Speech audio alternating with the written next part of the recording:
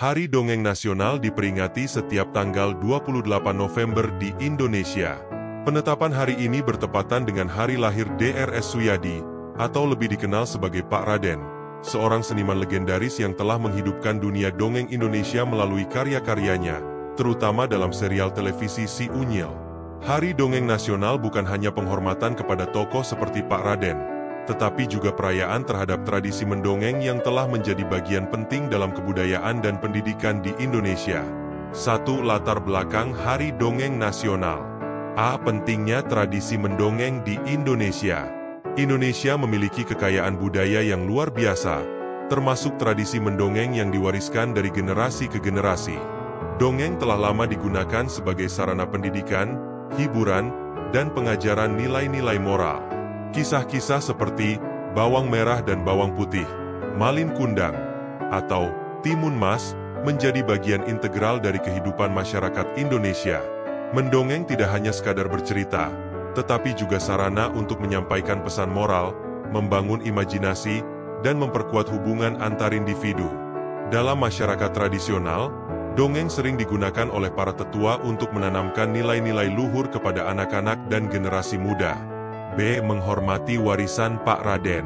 Pak Raden adalah salah satu tokoh yang telah memberikan sumbangsi besar dalam melestarikan tradisi mendongeng di Indonesia.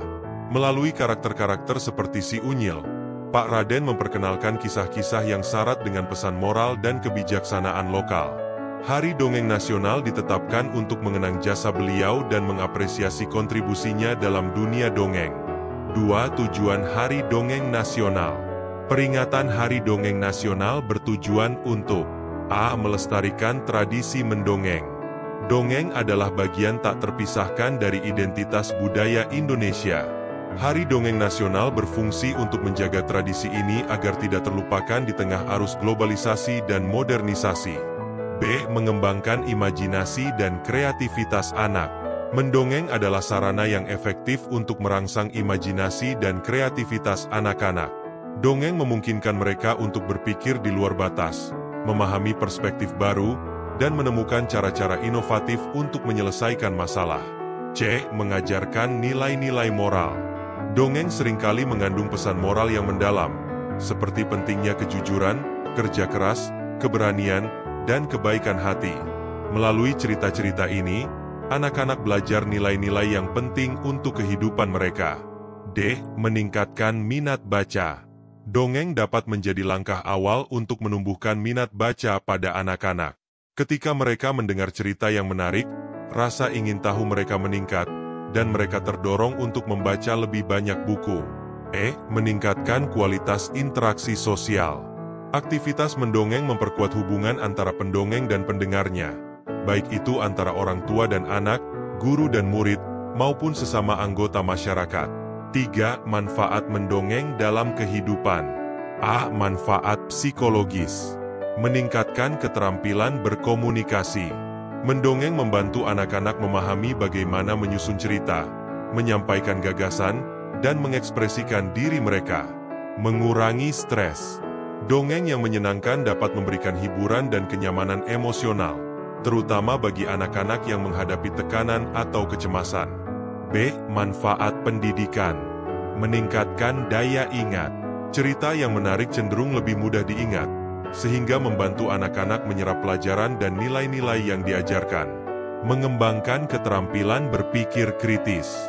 Dongeng seringkali mengandung konflik yang memerlukan solusi, mendorong anak-anak untuk memikirkan berbagai cara untuk mengatasi tantangan. C. Manfaat sosial. Memperkuat hubungan keluarga.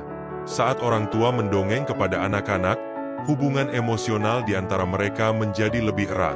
Membangun komunitas. Mendongeng di komunitas, seperti di sekolah atau acara masyarakat, mempererat rasa kebersamaan dan solidaritas. 4. Peran dongeng dalam pendidikan modern. Meskipun teknologi telah mengubah cara belajar, dongeng tetap relevan dalam pendidikan modern.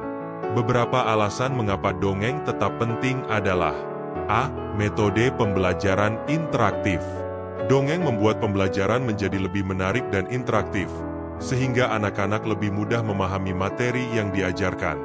B. Media untuk menyampaikan pesan kompleks.